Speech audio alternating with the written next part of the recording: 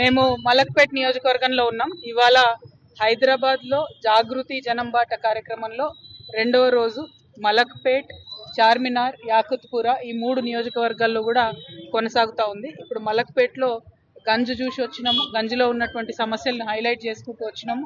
ఇప్పుడు ఇక్కడ సైదాబాద్ లో ఏదైతే స్టీల్ బ్రిడ్జ్ 2020లో ప్రారంభమైందో 5 సంవత్సరాలు అవుతున్నది. ఇప్పటికి కూడా కనీసం ముందడుగు పడనటువంటి పరిస్థితి ఉన్నది.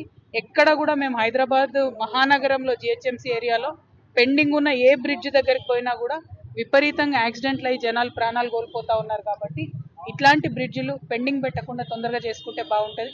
ఉప్పల్ బ్రిడ్జ్ దగ్గర అదే పరిస్థితి, నెలకు 5-6 యాక్సిడెంట్లు అవుతున్నాయి. మనం మేము మేడ్చల్కి పోయినాం, అక్కడ అదే పరిస్థితి. ఇవాళ ఇక్కడ సైదాబాద్ దగ్గర ఉన్నాం, ఇక్కడ ఇదే పరిస్థితి.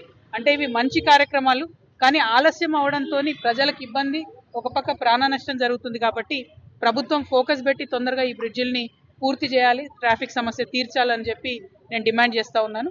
అదేవిధంగా మలక్పేట్కి ఎంటర్ కాగానే మరి ఆడపిల్లలందరితో కూడా కలిసి పెద్ద ఎత్తున స్కూటీలు ఇవ్వాలనేటటువంటి కార్యక్రమాన్ని కూడా చేయడం జరిగింది. ఈ ప్రభుత్వం ఏదైతే వాగ్దానాలు చేసిందో 2500 ఇస్తామని, స్కూటీలు ఇస్తామని, ఫ్రీ కరెంట్ ఇస్తామని, గ్యాస్ ఇస్తామని అన్నీ కూడా ఎక్కడ చూసినా కూడా ప్రజలు అందడం లేదు అని క్లారిటీగా చెప్తా ఉన్నారు. కాబట్టి ప్రభుత్వాన్ని మేము ఒకటే డిమాండ్ చేస్తున్నాం, మీరు 6 గ్యారెంటీలు గాలికి వదిలేసిండ్రు, ఇది కరెక్ట్ కాదు. 6 గ్యారెంటీల మీద దృష్టి పెట్టండి, ముఖ్యంగా ఆడబిడ్డలకు ఇవ్వాల్సిన వాటి మీద దృష్టి పెట్టండి. Thank you. జై తెలంగాణ.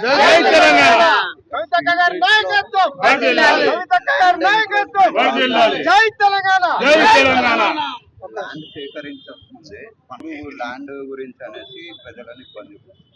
ప్రధానంగా ఇది వచ్చేసి హైవే, ఇది సాగర్ హైవేకి మనకి విజయవాడ హైవేకి అటాచ్మెంట్.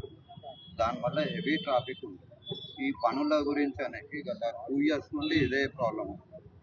ప్రతి చోట డిఫెన్స్ ఏరియా కూడా ఇదే మీరు చెప్పింది అబ్సల్యూట్లీ రైట్. ప్రతి చోట ఏమవుతుందంటే కోఆర్డినేషన్ ఉండట్లేదు. నేషనల్ హైవే వాళ్ళకి, జిహెచ్ఎంసీ వాళ్ళకి కోఆర్డినేషన్ కుదరడానికి చాలాసేపు అవుతుంది. కోఆర్డినేషన్ కుదిరిన తర్వాత ల్యాండ్ అక్విజిషన్ చేయడంలో లేట్ అవుతుంది, డిజైన్స్ మర్జ్ చేసుకోవడంలో లేట్ అవుతుంది. సో ఈ బ్రిడ్జ్ అయినా, నేను చెప్పినటువంటి ఇందాక ఏ బ్రిడ్జ్ అయినా కూడా అన్ని రకరకాల సమస్యలతో కూడి ఉన్నాయి.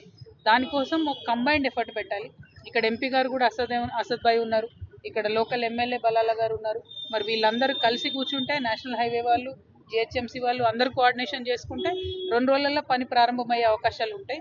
అట్లా పని ప్రారంభించాలని ప్రజల తరఫున నిలబడి డిమాండ్ చేయడానికి ఈ జాగృతి జనంబాట కార్యక్రమం పెట్టుకున్నాము.